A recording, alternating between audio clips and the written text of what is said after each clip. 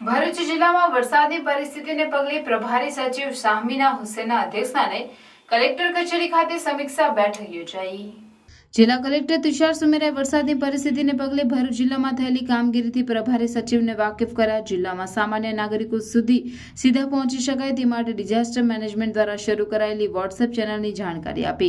આ બેઠકમાં પ્રભારી સચિવે વિવિધ વિભાગના અધિકારીઓ સાથે જિલ્લામાં થયેલા ભારે વરસાદના કારણે ઊભી થયેલી પરિસ્થિતિ, નદી અને ડેમની સ્થિતિ, વીજળી, પાણી પુરવઠા, પશુ મૃત્યુ, આરોગ્ય, જિલ્લાના તમામ રોડ રસ્તાની કામગીરી અંગે સમીક્ષા કરી યોગ્ય જરૂરી માર્ગદર્શન આપી સંભવિત જોખમ સામે એલર્ટ રહેવા સૂચન કર્યું હતું।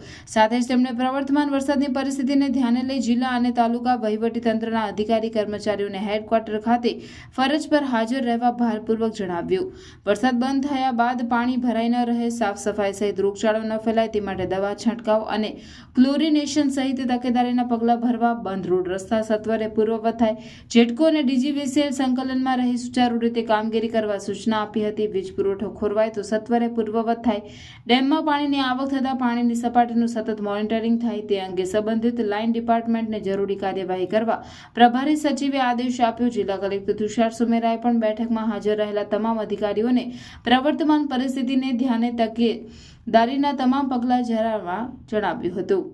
આ બેઠકમાં જિલ્લા વિકાસ અધિકારી પીઆર જોશી, જિલ્લા પોલીસ વડા મયુર ચાવડા, નિવાસી અધિક કલેક્ટર એનઆર ધાંધલ, પ્રાંત અધિકારી, મુખ્ય જિલ્લા આરોગ્ય અધિકારી, ચીફ ઓફિસર, માર્ગ અને મકાન વિભાગના અધિકારીઓ, જેટકો તથા ડીજીવીસીએલના અધિકારીઓ તેમજ અમલીકરણ અધિકારીઓ હાજર રહ્યા હતા।